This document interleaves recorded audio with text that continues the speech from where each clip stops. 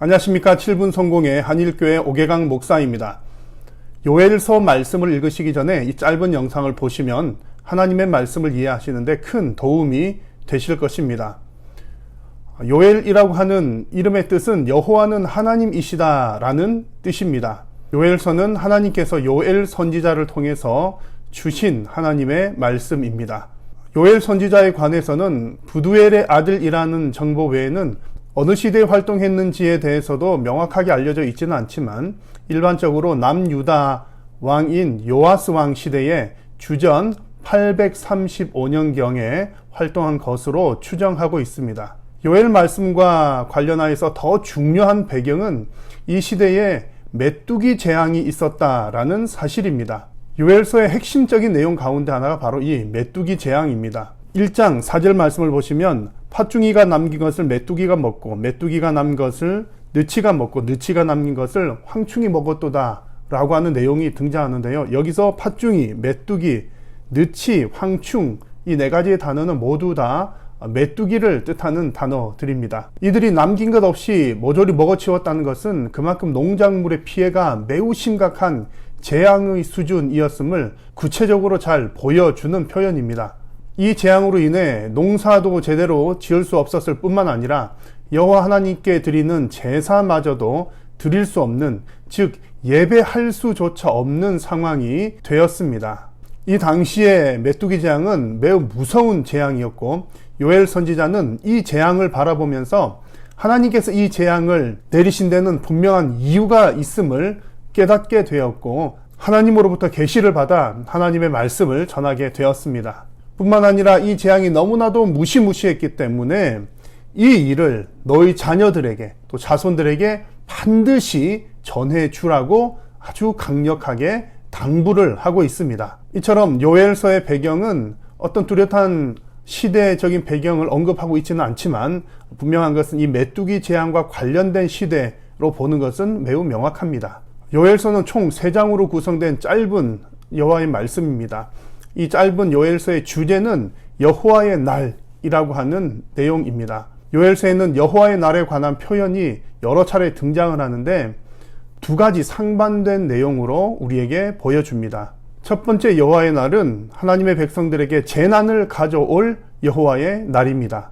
2장 1절 말씀에서 시온에서 나팔을 불며 나의 거룩한 산에서 경고의 소리를 질러 이 땅 주민들로 다 떨게 할지니 이는 여호와의 날이 이르게 됨이라 이제 임박하였으니 라고 말씀을 했습니다. 요엘서 말씀에서는 다른 선지서들처럼 이스라엘 백성들의 구체적인 죄악상을 언급하지는 않았지만 죄의 결과가 이처럼 매우 무서운 재앙이라고 하는 사실은 매우 명확하게 보여주고 있습니다. 이를 위해서 나팔을 불러서 그 재앙을 알리기도 했습니다. 하나님께서 메뚜기 재앙을 통해서 이미 보여주신 것처럼 죄의 결과는 매우 무서운 심판이었습니다. 범죄하는 이스라엘 백성들에게도 그 심판이 매우 임박하게 다가왔습니다. 2장 2절 말씀을 보면 곧 어둡고 캄캄한 날이요 짙은 구름이 덮인 날이라 새벽빛이 산 꼭대기에 덮인 것과 같으니 이는 많고 강한 백성이 이르렀음이라 이와 같은 것이 옛날에도 없었고 이후에도 대대에 없으리로다 라고 말씀하면서 범죄한 백성에게 대한 그 진노의 임박함과 심각한 모습을 아주 잘 보여주고 있습니다. 하나님은 요엘 선지자를 통해서 이스라엘 백성들에게 이와 같이 죄악의 결과가 얼마나 무서운지를 보여주시면서 그들로 하여금 회개하고 돌아올 것을 말씀하고 계십니다. 여호와의 말씀에 너희는 이제라도 금식하고 울며 애통하고 마음을 다하여 내게로 돌아오라 하였나니 너희는 옷을 찢지 말고 마음을 찢고 너희 하나님 여호와께로 돌아올지어다. 그는 은혜로우시며 자비로우시며 노하기를 더디하시며 인애가 크시사 뜻을 돌이켜 재앙을 내리지 아니하시나니 라고 말씀하시면서 이스라엘 백성들이 다시 회개하고 돌아올 것을 재촉하고 계십니다. 그리고 하나님께서는 이렇게 회개하고 돌아오는 자들은 기꺼이 받아주십니다.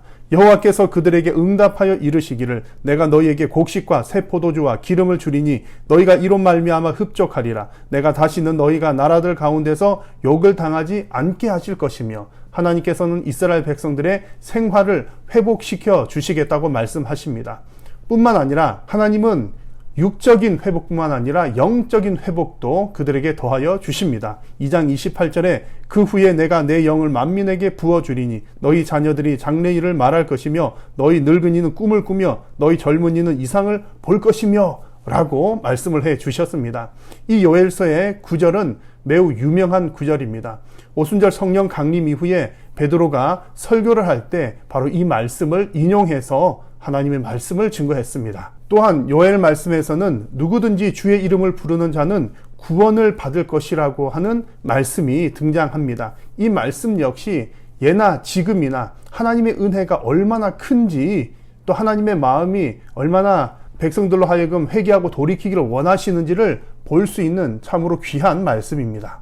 그래서 요엘서 말씀에서 여호와의 날의 두 번째 의미는 당신의 백성들을 회복하실 날입니다.